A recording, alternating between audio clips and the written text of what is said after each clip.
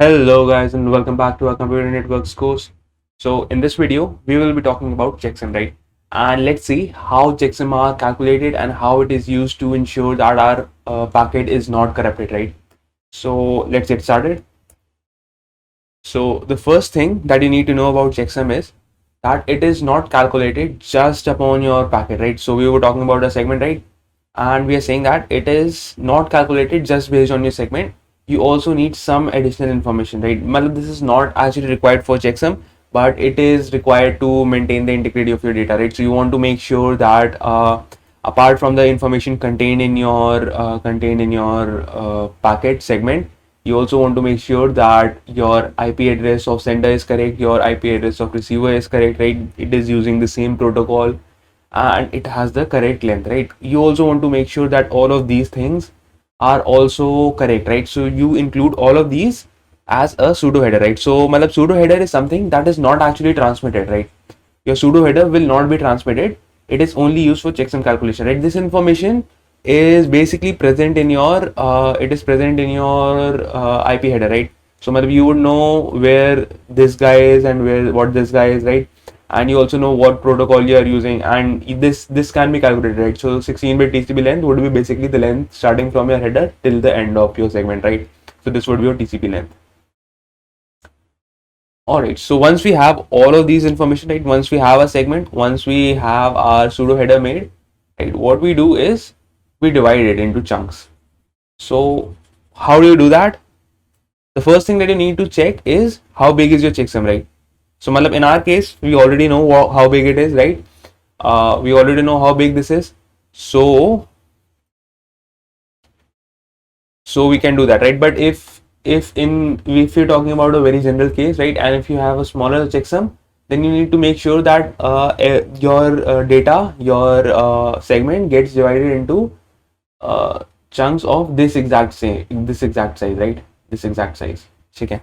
So if my checksum was this guy, if this guy was my checksum, I would have to divide it like this, है ना? It needs to be of the exact same length of my checksum, right?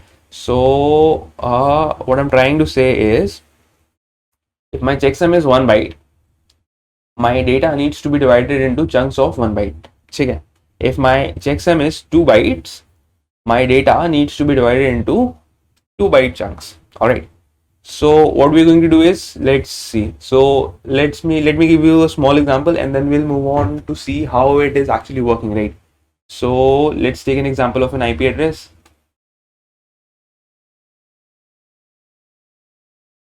Okay, let's assume this is your IP address. Now I know my checksum is going to be of this length, right? So I would have to divide my IP address into two parts, right? So it would be 17.15. This guy was 17.15.21.31. But for my checksum calculation, now these two would be separate things. Okay, these two would be separate things, right? Because my checksum is this big, so I want my data to be divided into this big chunks, right? So once I have done that, for all my fields, right? All my fields. So for some fields you would have to divide it. For some fields you would have to combine it, right? So for your IP address fields, you would be dividing it, right? All zeros and 8-bit protocol are already divided into 1 byte chunks, right?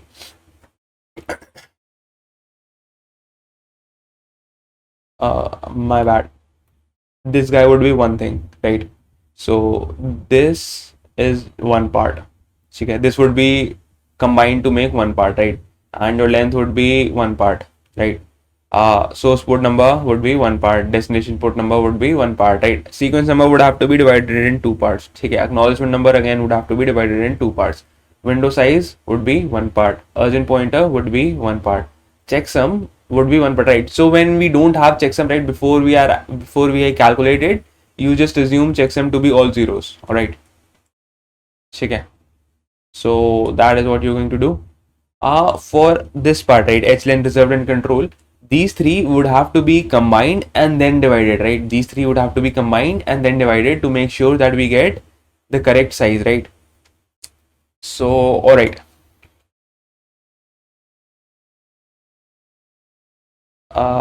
So let's do this. So let's see, you have an IP, then you would have a resulting IP. All you're going to do is add everything up, right? So convert everything to binary and add it up. So let's say something of this sort happened, that my IP turns out to be this guy, chicken. And then the second part of my IP is this guy, chicken.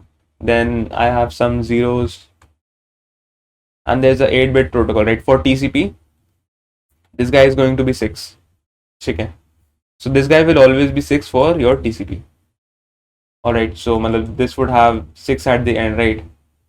So I'm writing it in decimal, but obviously this is going to be in binary, right? This is all just combined, right? So 00008 times, and then you would have 6 in binary. All right.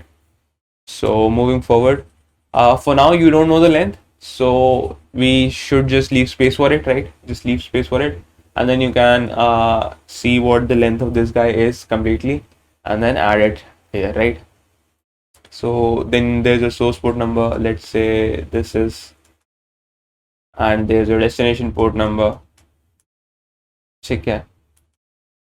So there's a sequence number.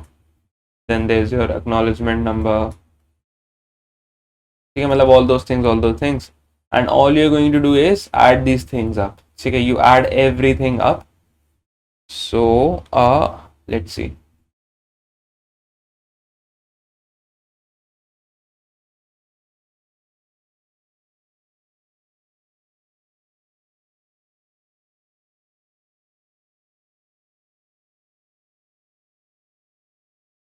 So you add it up, and it so happens that it creates more digits, right? So this was supposed to be how many? 16 bits, but it turns out to be 18 bits, right? So what you're going to do is you take those extra bits and wrap it over, okay, and you add it again, and whatever sum you get, right, whatever the final answer you get, you complement it, right? So by complement I mean ones complement, right? So just flip every bit, okay, flip every bit,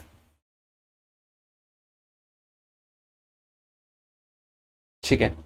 And this guy, the flipped answer, the complemented answer, the complemented sum is going to be your checksum.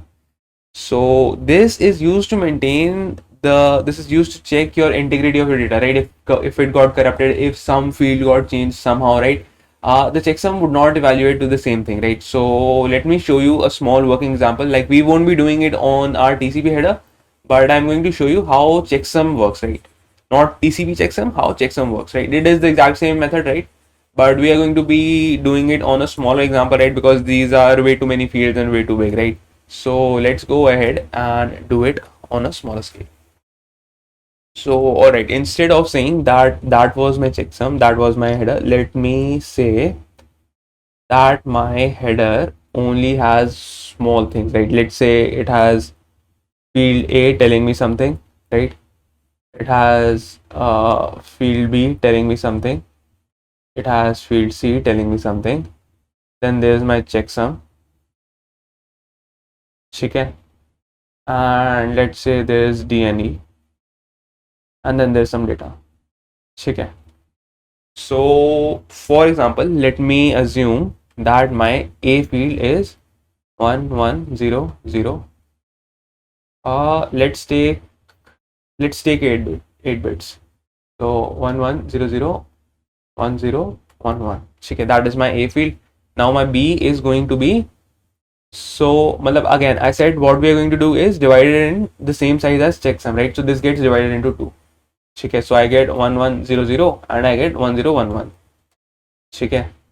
Then I move on to my B. Let's say my B was 0001. Okay, and my C was 1010. Okay. Then my checksum, we don't have any checksum yet, right? We are in the process of calculating it, so we will be assuming checksum to be 0. Okay. Then your D and E, they need to be combined, right? So let's say my D is 00 and my E is 10. So I would have 0010. Okay. So 0010 would be my next value that I add, right? D and E combined. Okay. And then let's say my data was 1101. Okay, my data was 1101. Now what I'm going to do is add up all these values. Okay. So I will be adding these values. Let's see what I get.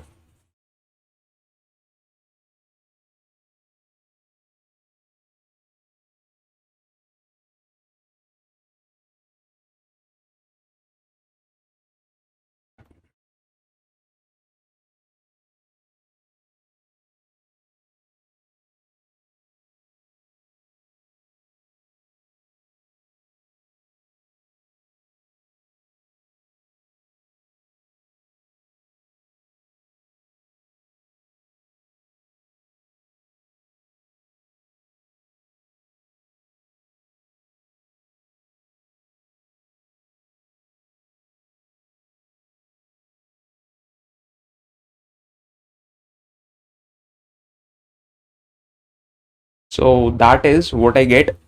But let's see what the problem with this is, right? So we got 1 1 0 0 0 1, right? But how big is our checksum field? It can only contain 4 values, right? So what am I going to do is wrap this guy over, right? So I have 0 0 0 1 and I had 1 1, right? So I wrapped it over and now I'm going to add it again. Okay. So this is what happens. Okay, I get 0 1 0 0. Now I said I'm going to flip every bit, right? So I got 0 1 0 0. Now I flip every bit, so I get 1 0 1 1. Okay. So now this guy becomes my checksum. Okay. So now I have my checksum, and that means that I can use this guy to check the integrity of my data, check whether my data got corrupted some way, did it get manipulated in some way or not, right? So let's see how we can do this, right? So from your sender end, all you have to do is calculate it this way. Replace this 000 guy, right? We said our checksum is this because we have not calculated it, but now that we have calculated it, you simply replace it, right? And then you send it to your receiver, right? So you do this.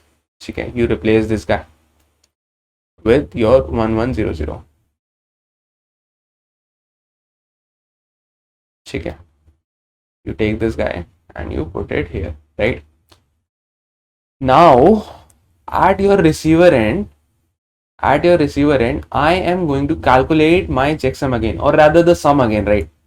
I would do this checksum. Let's do the checksum again, right? So I am going to calculate my checksum again. So let's see what happens if I calculate the checksum again, right? So let's do it. Let's use another color. Let's use this. So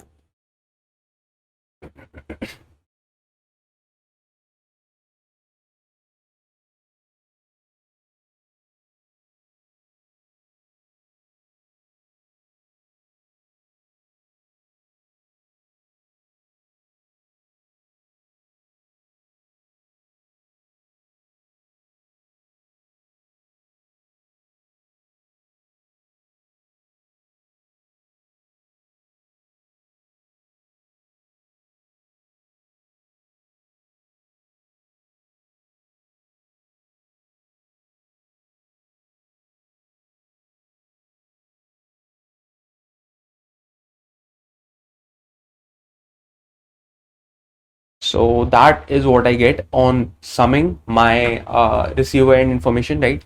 This is what I received, right, with the checksum. So I summed it up and I got this guy, right? So I got 110100. Again, to calculate checksum, it can only contain 4 guys, right? But I have 2 more. So what I do is wrap it over. Okay. It seems like I have made a mistake. Yep, this should be 1.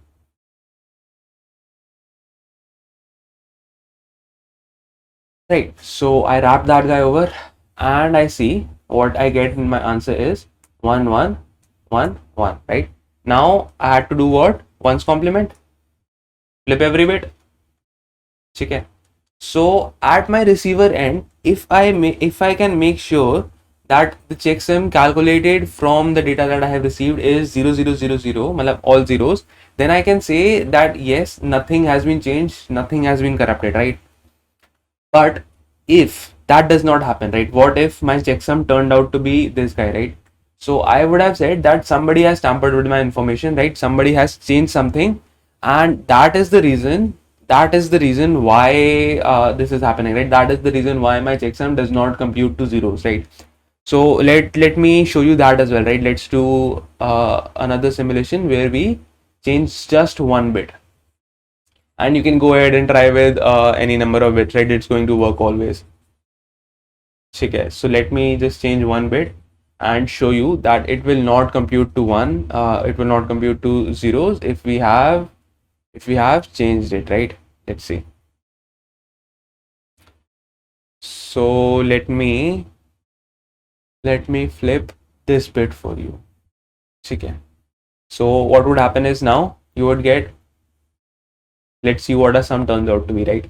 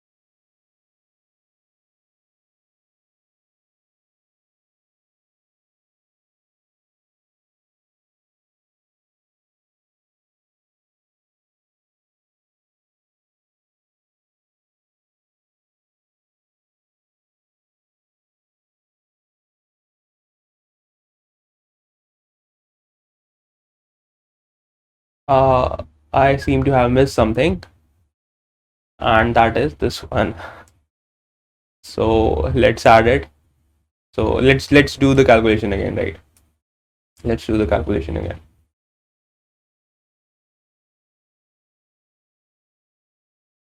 Right.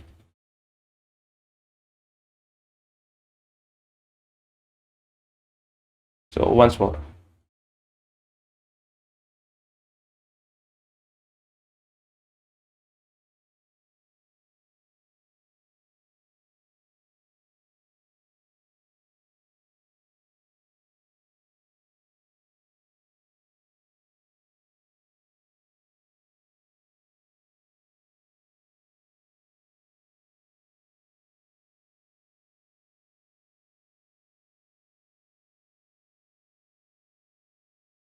So this time what I got was 111101, right? Again, it can only contain four. So 2 would be wrapped over, right? So what I would get is